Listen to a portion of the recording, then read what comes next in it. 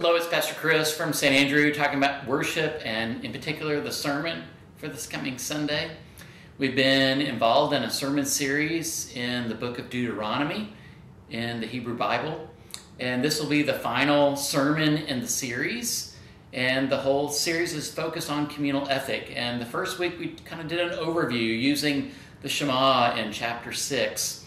And then last week we kind of looked at communal ethic from the perspective of God. And this final week we're going to look at the perspective from the human side of things. And we're going to go kind of moving almost all the way toward the end of the book of Deuteronomy. We went from 6 to 10, now we're going all the way to chapter 30. We're kind of skipping 19 chapters, getting all the way to chapter 30. And one of the interesting things I looked at when I looked at the piece of scripture in chapter 30 that we're looking at this week is, most Bibles did not have little subheadings before little sections, but I found this little subheading powerful, and that above the subheading of the text we're looking at this week was the simple phrase, choose life.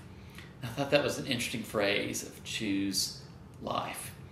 And one of the things when we choose life, it's not just choosing life for me, we're choosing life for those around me as well.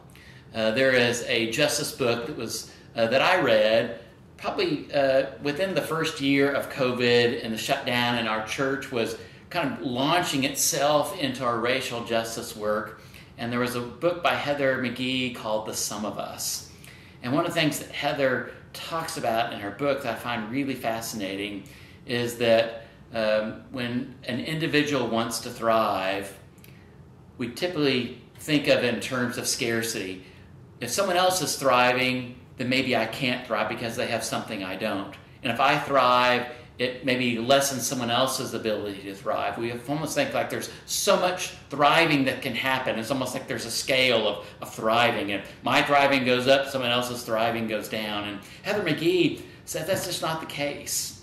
And our racial injustices and the injustices of how we treat one another economically, socially, in terms of sexual orientation, gender identification, all those notions of if I have something and you don't, it's almost like there's a limited supply. And Heather McGhee says we need to think totally in a different way in terms of how we think about our relationship with other people. She says when one person thrives, we should allow other people to thrive. When we're all thriving, everyone's better for it. There's not a limited supply of thriving to go around. And so if all of us can help one another thrive, not only are individual lives better, our communal life and communal relationships are significantly better. And she points out some of the systemic ways that our society has been in a detrimental way because the systems have allowed some people to have more and other people have less. And if they change the game, they're afraid they're going to lose something. And actually, when they give up that system that has hurt so many people and they let that system go, as fearful that might be for them, the end result will be a system that allows more thriving to happen for more people versus the current system we have. And to me, that's what this Deuteronomy communal ethic is all about, is allowing everyone the possibility to thrive when people think there's only a limited supply to go around. So I hope you join us on Sunday as we kind of wrap up the series. It's been exciting for me. I hope it's been exciting for you. It's sometimes hard to think of a conceptual theological concept like this, but we're going to try to bring it home in some concrete ways this Sunday. So I hope you join us.